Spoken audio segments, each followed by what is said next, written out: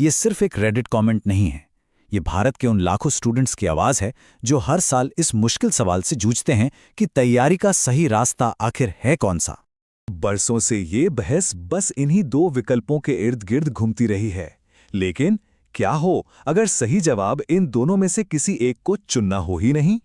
तो आज हम कहाँ से शुरू करेंगे? सबसे पहले समझेंगे कोचिंग का चौराहा क्या है, फिर ऑनलाइन और ऑफलाइन की तुलना करेंगे, छात्रों का असली अनुभव जानेंगे, हाइब्रिड मॉडल के फायदे देखेंगे और आखिर में एक असरदार हाइब्रिड स्टडी प्लान बनाने पर बात करेंगे।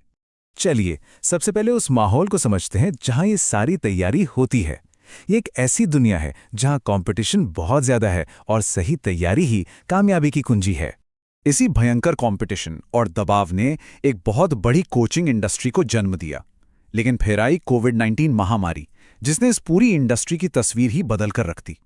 देखिए, 2020 से पहले ऑफलाइन कोचिंग का ही दबदबा था। फिर 2020 से 22 के बीच सब कुछ ऑनलाइन हो गया और अब 2022 के बाद एक ऐसा दौर आया है जहां दोनों साथ साथ चल रहे हैं। इसी ने छात्रों के मन में ये सवाल खड़ा कर दिया है कि आखिर उनके लिए सबसे अच्छा क्या है। तो चलिए इस सवाल का जवाब ढूंढने के लिए इन दोनों पारंपरिक मॉडलों को आमने सामने रखकर देखते हैं कि किसमें क्या दम है। यहां एक सीधी सी बात साफ दिखती है।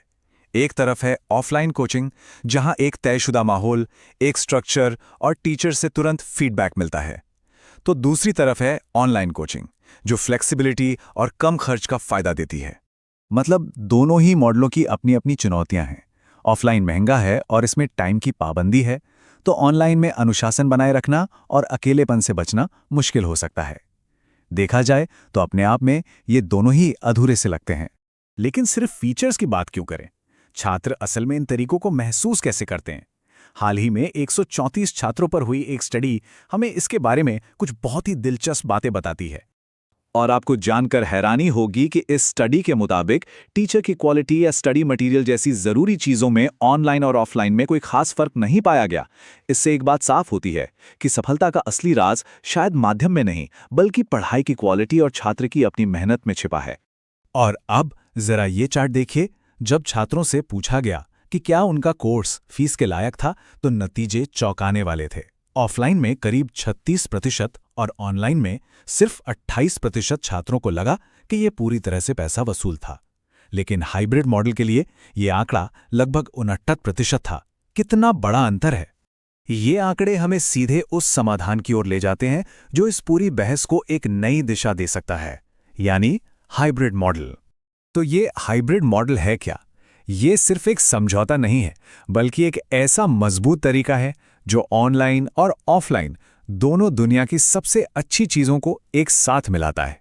और ये काम इसलिए करता है क्योंकि ये दोनों तरीकों की कमियों को दूर कर देता है। आपको ऑनलाइन पढ़ाई की आज़ादी भी मिलती है और ऑफलाइन क्लास का अनुशासन भी। घर बैठे बेहतरीन डिजिटल रिसोर्सेज का इस्तेमाल किया जा सकता है और क्लास में दोस्तों के साथ मुश्किल सवालों को भी हल किया जा सकता है।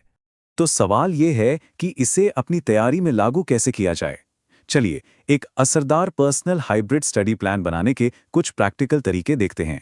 इन 4 आसान स्टेप्स को फॉलो करके कोई भी अपनी पढ़ाई का कंट्रोल पूरी तरह अपने हाथ में ले सकता है। एक तय शेड्यूल बनाइए, सही ऑनलाइन और ऑफलाइन रिसोर्सेज को मिलाइए, एक्टिव होकर सीखिए और मॉक टेस्ट से अपनी तैयारी को लगातार परखते रहिए। और आंकड़े भी बताते हैं कि यह तरीका वाकई काम करता है।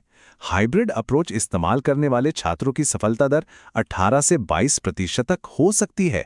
और सबसे अच्छी बात, ये फुल टाइम कोचिंग से 60 से 75% तक सस्ता भी हो सकता है। तो सारी बात का निचोड़ ये है कि ये लड़ाई ऑनलाइन बनाम ऑफलाइन की है ही नहीं। असली कामयाबी एक ऐसी पर्सनल व्यवस्था बनाने में है जिसमें ऑनलाइन की फ्लेक्सिबिलिटी और ऑफलाइन का अनुशासन दोनों का सही संतुलन हो। तो क्या ये कहना गलत होगा कि शिक्षा का भविष्य किसी एक मोड़ को चुनने में नहीं, बल्कि हर छात्र के लिए एक ऐसा व्यक्तिगत रास्ता बनाने में है जो उससे अपने लक्ष्य तक पहुंचने का सबसे अच्छा मौका दे?